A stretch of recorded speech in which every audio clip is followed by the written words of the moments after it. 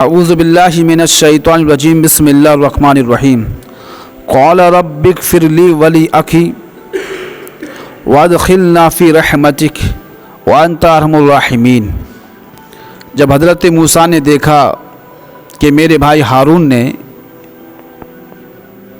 جس طریقے سے جو حکم تھا میری جانشینی نہیں نبھائی ہے اور میری قوم شرکس ہو گئی ہے تو آپ اللہ کے عذاب سے ڈرے، تو آپ نے کہا قال رب اغفر لی ولی اخی، میرے مولا تو مجھے اور میرے بھائی کو تو معاف فرما دے، وادخلنا فی رحمتک، اور تو ہمیں اپنی رحمت میں لے لے، وانت ارحم الراحمین، اور تو سب سے زیادہ رحم فرمانے والا ہے۔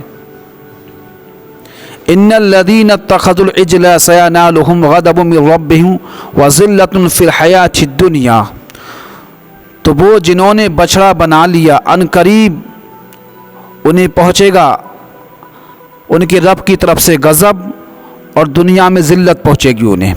وَكَذَلِكَ نَجْزِي الْمُفْتَرِينَ، اور اللہ اسی طریقے سے بہتان والوں کو بدلہ دیتا ہے۔ وَالَّذِينَ عَمِلُوا السَّيِّئَاتِ ثُمَّ تَابُوا مِن بَعْدِهَا وَآمَنُوا إِنَّ رَبَّكَ مِن بَعْدِهَا لَغَفُورٌ رَحِيمٌ، وہ لوگ کہ جنہوں نے گناہ کے کام کیے، برائیاں کی ہیں، پھر توبہ کر لی شرمندہ ہو کر اپنے گناہوں سے، اس کے بعد ایمان لے آئے تو اللہ تعالیٰ انہیں معاف فرما دے گا اور رحم فرمانے والا ہوگا۔ جنہوں نے نیک کام تو کیے بات الگ ہے، لیکن فرمایا کہ جنہوں نے برائیاں کی ہیں، غلط کام کیے ہیں، اگر وہ توبہ کر لیں اپنے گناہوں سے اور ایمان لے آئیں تو فرماتے ہیں پھر وہ اللہ کو توبہ کے بعد معاف فرمانے والا، رحم فرمانے والا پائیں گے۔ کتنا ہی بڑا گناہ کیوں نہ صحیح، بخاری شریف کی حدیث پاک میں اللہ کے حبیب ارشاد فرماتے ہیں اگر کسی بندے کے گناہ سمندر کے جھاگ کے برابر ہوں، سمندر کے جھاگ کوئی گن سکتا ہے؟ دنیا میں کوئی آدمی نہیں گن سکتا، نہ کوئی ایسی مشین بنی ہے جو اس کو جھاگ کو گن لے۔ ایک لمحات میں پتہ نہ کتنے ارب جھاگ بنتے ہوں گے سمندر کے اندر۔ فرمایا اگر کسی بندے کے گناہ اتنے ہو جائیں جیسے کہ سمندر کے جھاگ، اور سچی توبہ کرے اللہ انہیں بھی معاف فرما دے گا، اللہ انہیں بھی، بولو انہیں بھی کیا کرے گا؟ معاف فرما دے گا جس کے گناہ اتنے ہو جائیں۔ سیدنا غریب نواز رضی اللہ تعالیٰ عنہ آپ فرماتے میں حج کرنے گیا، میں نے ایک نوجوان کو دیکھا، جوانی تھی، کعبے کا طواف کر رہا تھا، رو رو کے کعبے کا طواف۔ ہمیں فکر ہوتی ہے ہمیں لاس ہو گیا، ہمیں فکر ہوتی ہے کہ ہماری لکڑی کون کاٹے گا، ہمیں فکر ہوتی ہے کہ بھئی ہماری کھیتی صحیح کون کرے گا، لیکن آپ فرماتے میں نے وہ ایسا نوجوان دیکھا اسے فکر یہ تھی کہ اللہ کیسے راضی ہو جائے۔ وہ فرماتے ہیں اس سے میری ملاقات پہلی مرتبہ کعبے پہ ہوئی، وہ کعبے کا طواف کرا تو رونے لگا پھر، اور کہا کہ مولا میں تیری بارگاہ میں حاضر ہوں، میں کسی مسجد کے امام کے پاس نہیں گیا اپنے گناہوں کی معافی تلافی کے لیے، ڈائریکٹ تیرے محبوب کے شہر میں آیا ہوں تجھے راضی کرنے کے لیے۔ وہ فرماتے ہیں جب 7واں چکر تھا تو غیب سے آواز آئی میرے بندے میں نے تیرا حج قبول نہیں کیا۔ وہ فرماتے ہیں میں اتنا سنا رو کے چلا گیا۔ غریب نواز فرماتے ہیں اگلے سال میں نے پھر اسے دیکھا وہاں پر، تو فرماتے ہیں وہ کعبے کا طواف کرتا پھر روتا کہ مولا میں تیری بارگاہ میں آیا ہوں، میں نے بلا شبہ ظلم کیا اپنی جان پر، تو میرے گناہ معاف فرما دے۔ طواف کرتا جاتا روتا جاتا۔ وہ فرماتے ہیں جیسی 7واں چکر ہوا غیب سے آواز آئی میرے بندے میں نے تیرا حج قبول نہیں کیا۔ فرماتے ہیں 42 حج اس نوجوان نے کیے، اس خاطر حج کیے کہ صرف اللہ میرے گناہ معاف فرما دے۔ کیسے کس طریقے کا نوجوان ہوگا اندازہ لگائیے آپ۔ بندہ اس لیے حج کرتا ہے کہ اللہ صرف راضی ہو جائے، حالانکہ چاہتا وہ کسی پیر کے پاس چلا جاتا، کسی مسجد کے امام کے پاس چلا جاتا، کسی مسجد میں توبہ کر لیتا، لیکن وہ جانتا تھا کہ جو مقام نبی کے شہر کا پوری کائنات میں کہیں ہے ہی نہیں وہ مقام، اور اگر یہاں ضمانت مل گئی مجھے توبہ پہ اور اللہ نے وعدہ فرما لیا کہ تو فرمایا پھر میرا کام بن جائے گا۔ لیکن میں نے اس نوجوان سے کہا، جو نوجوان تھا جس نے 42-41 حج کیوں تو ضعیف تو ہو گیا ہوگا نا۔ فرماتے میں نے اسے آخری مرتبہ دیکھا کہ کعبے کا طواف نہیں کر پاتا، لیکن ایک وکیل اس کے ساتھ تھا جس کا کاندھا پکڑ کے وہ طواف کر رہا تھا۔ تو میں نے اس سے کہا کہ بار بار وہی تو حج کرنے آتا ہے، اور جب اللہ نے تجھ سے منع ہی فرما دیا تو پھر حج کرنے آ کیوں رہا ہے؟ جب اللہ نے تجھ سے منع فرما دیا کہ تو حج کرنے مت آ، میں نے تیرا حج قبول نہیں کیا، تو کیوں بار بار کعبے کا طواف لگا رہا ہے؟ تو کہا اس نوجوان نے کہ ایک یہی تو بارگاہ ہے صرف، اگر یہاں بھی نہیں آؤں تو پھر کس کے پاس جاؤں میں؟ غریب نواز فرماتے ہیں اللہ کی طرف سے الہام ہوا اور میں نے کہا میرے مولا تیرا بندہ بڑا رو کے حج کرتا ہے، تیرا بڑی رو کے تجھے یاد کرتا ہے، پھر بھی تو اس کے گناہ معاف نہیں فرماتا؟ کہا میرے غریب نواز اس کا حج تو میں نے پہلے ہی دن قبول فرما لیا تھا، جب پہلے حج کے لیے اس نے ارادہ فرمایا جب ہی میں نے اس کا حج کیا کر لیا، بولو قبول کر لیا، لیکن اس کا رونا مجھے اتنا پسند آیا، اگر میں کہہ دیتا تیرا حج قبول کر لیا تو یہ بار بار آ کے نہیں روتا میرے پاس آ کے، یہ اس کا رونا مجھے بہت پسند آیا ہے۔ تو فرمایا کہ مژدہ سنا دو جا کے، کہ کہہ دو جاؤ اللہ نے تیرے سارے حج قبول کر لیے ہیں۔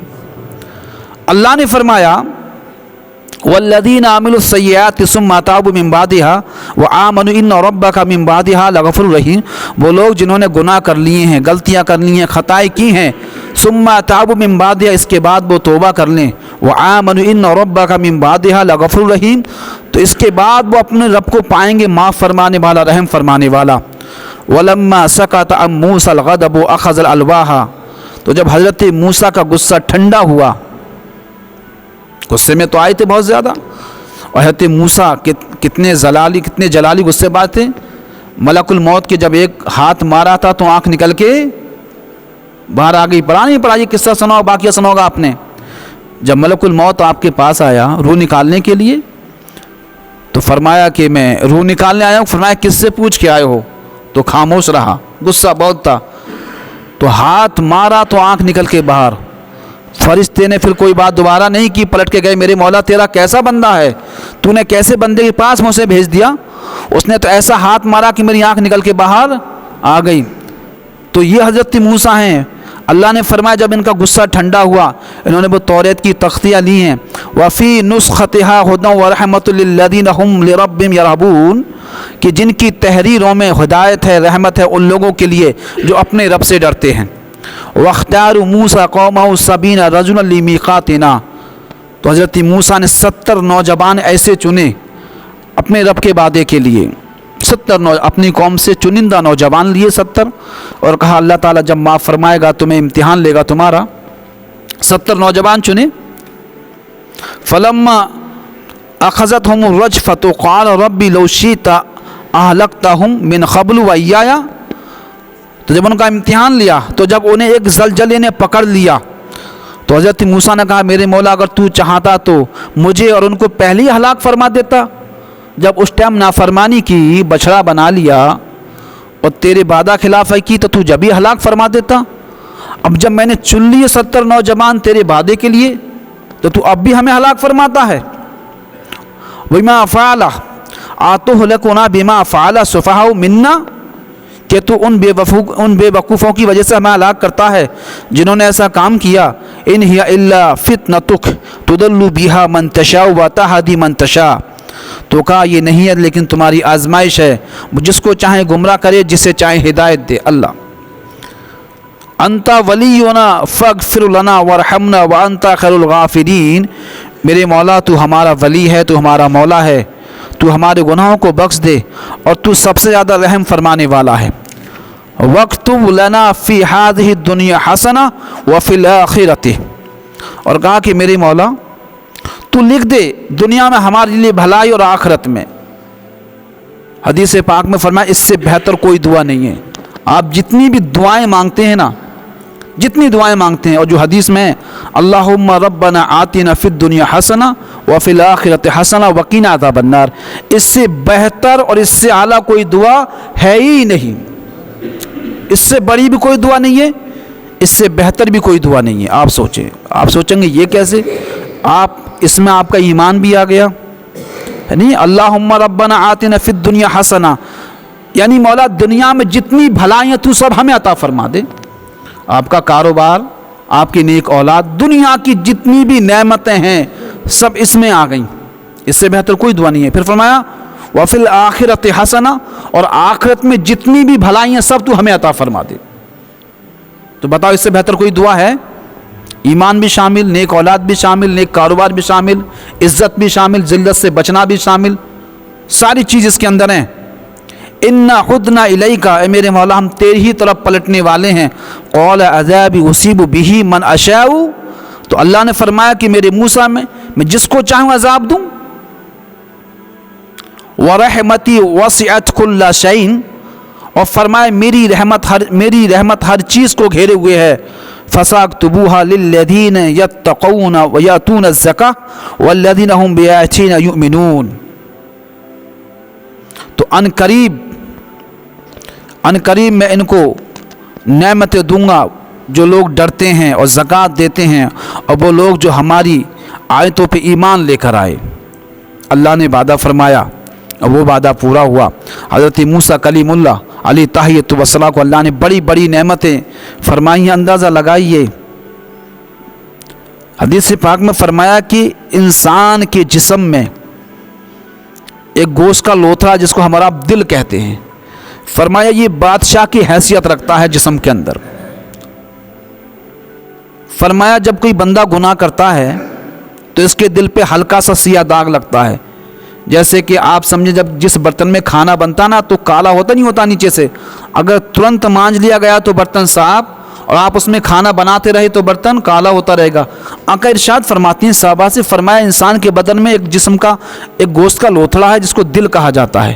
جب کوئی بندہ پہلی بار گناہ کرتا ہے نا تو ہلکا سا داغ اس کے دل پہ لگ جاتا ہے کالا. حتیٰ کہ فرمایا کہ وہ دل کا داغ آہستہ آہستہ بڑھتا رہتا اگر بندہ توبہ نہ کرے، اور اتنے گناہ کرتا کہ پورا دل سیاہ ہو جاتا. پھر فرمایا اسے نیکی پہ نیکی نہیں لگتی، پھر اسے گناہ ہی اچھا لگتا ہے. پھر سمجھتا ہے میں گناہ کر رہا ہوں یہ بڑا اچھا ہے، اور نیکی کو کوئی کہے تو اسے لگتا ہے جیسے کہ مجھ پہ ظلم کر دیا کسی نے. تو آقا فرماتے ہیں جب تک تمہارا دل سلامت ہے سب کچھ سلامت ہے، اور جب دل بیکار ہو گیا تو سب کچھ کیا ہو گیا؟ بولو انما الاعمال بالنیات. مسلم شریف کی حدیث میں فرمایا کہ تمہاری عملوں کا دار مدار تمہاری نیت یعنی تمہارے دل کے اوپر ہے. جو ہم کرتے ہیں، جو ہم دکھاتے ہیں، یہ نیت کے اوپر ہے بھائی. اور قیامت کے دن جو فیصلہ ہوگا وہ تمہاری نیت کے اعتبار سے ہوگا.